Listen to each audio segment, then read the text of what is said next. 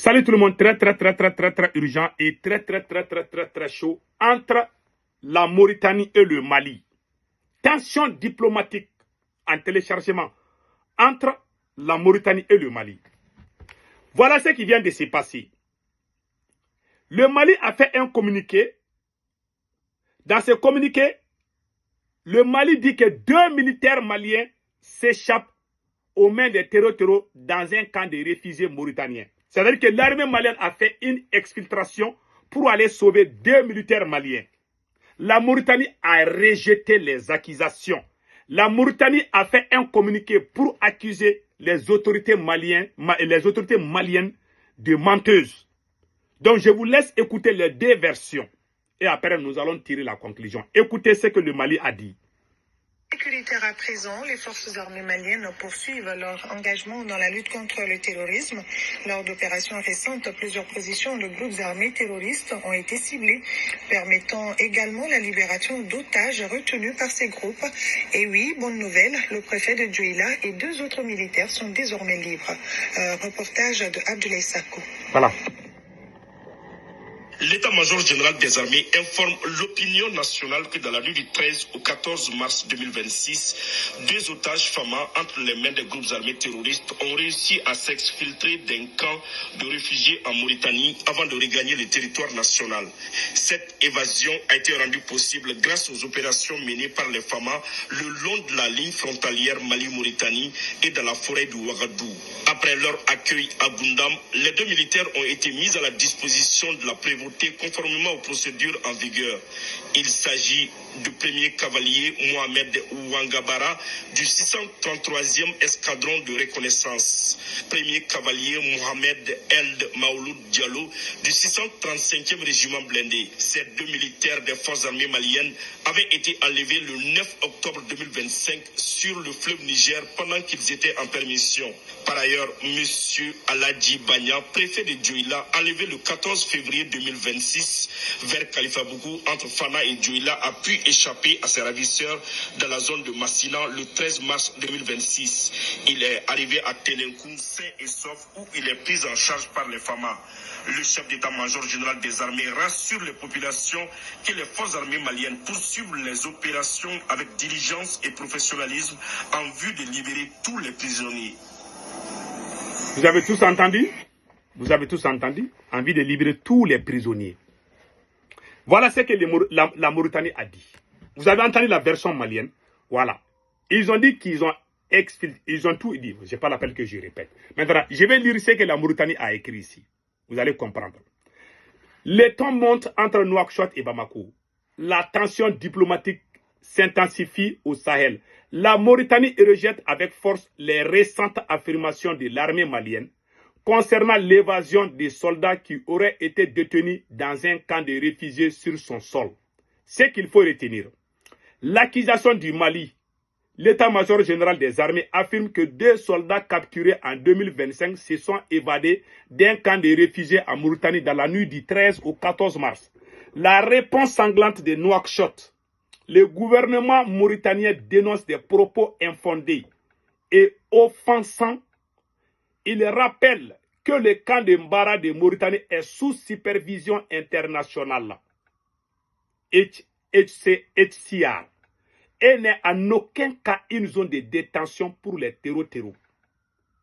C'est-à-dire, la Mauritanie dit que le camp de Mbara est sous supervision internationale. C'est-à-dire que, comment se peut-il? Moi, je suis très fier de l'armée malienne. Je soutiens le Mali, c'est mon pays.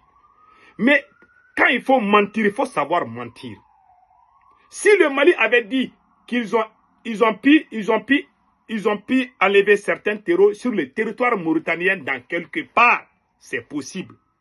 Mais dans le camp des réfugiés, alors qu'il y a des militaires mauritaniens qui sont là-bas, très bien supervisés par les organisations internationales, par les Nations Unies, partout où il y a des camps de réfugiés, c'est surveillé 24 heures sur 24 par l'ONU, par le pays de hôte. Comment est-ce possible que le Mali envoie ses militaires sur le territoire mauritanien et aller prendre des soldats qui étaient détenus dans le camp? Donc, cela veut dire quoi? Voilà ce que la Mauritanie a dit ici. Le gouvernement Mauritaniens dénoncent. La Mauritanie exprime, voilà, le gouvernement mauritanien dénonce des propos infondés et offensants. Ça veut dire que le gouvernement mauritanien dit que les autorités maliennes ont menti. 2. Il rappelle que le camp de Bara est sous supervision internationale, en aucun cas une zone de détention des terreaux. Que ce n'est pas une prison uniquement pour les terreaux. Moi, je connais des gens qui sont dans le cas de Bara. J'ai des parents qui sont là-bas. Hein. J'ai des amis d'enfance qui sont dans ces camps là-bas. Là. Il dit que c'est le camp des terreaux. Et que ce n'est pas le camp des... Il se peut que les terreaux peuvent aller, je ne sais pas. Mais il y a des gens qui sont là-bas qui ne sont pas terreaux. Bon, la Mauritanie dit que c'est faux. Même si le Mali a fait ça, le Mali ne doit pas dire ça sur les réseaux sociaux. Mais je sais que c'est impossible. Si le Mali a la capacité d'aller jusqu'à Mauritanie pour aller dans un camp de réfugiés supervisé par les organisations internationales, par les forces armées mauritaniennes, ça veut dire que Assimi Goïta peut sécuriser tout le territoire malien. Puisque c'est faux, c'est faux. Il faut savoir mentir. Tezawaten, qui est à la frontière entre le Mali et l'Algérie, est sous contrôle des territoires. Bandiakara, au centre de Mopti, plus de 800 localités sont sous contrôle des territoires. Pourquoi Assimi n'est pas allé libérer ces localités-là?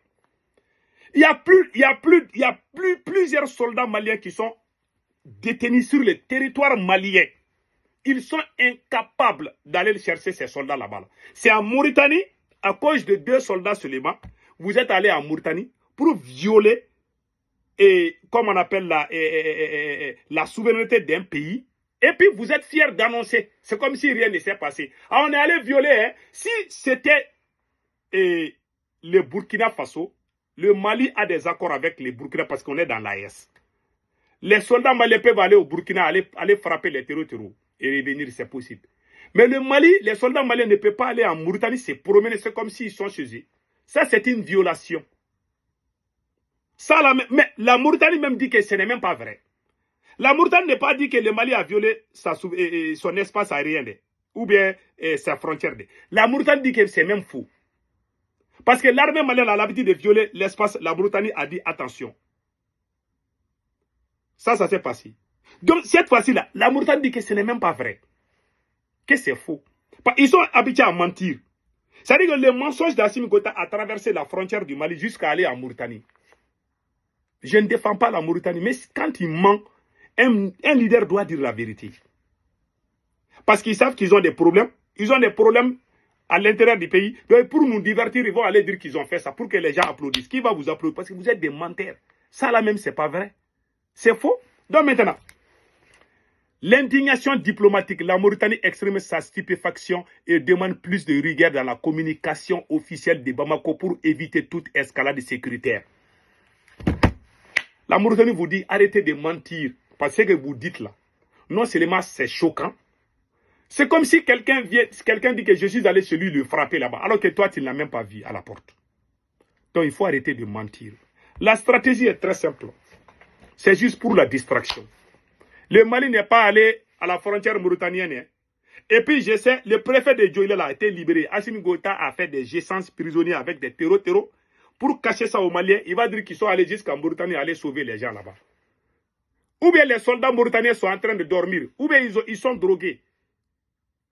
Même les statuts. Comment toi, tu as des militaires qui peuvent aller dans un camp militaire dans un autre pays, d'un camp de réfugiés dans un autre.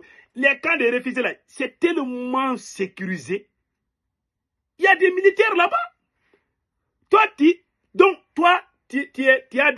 comment on appelle là, tu es invulnérable quoi. Donc il y a des militaires maliens qui ont des capacités de faire ce genre de travail.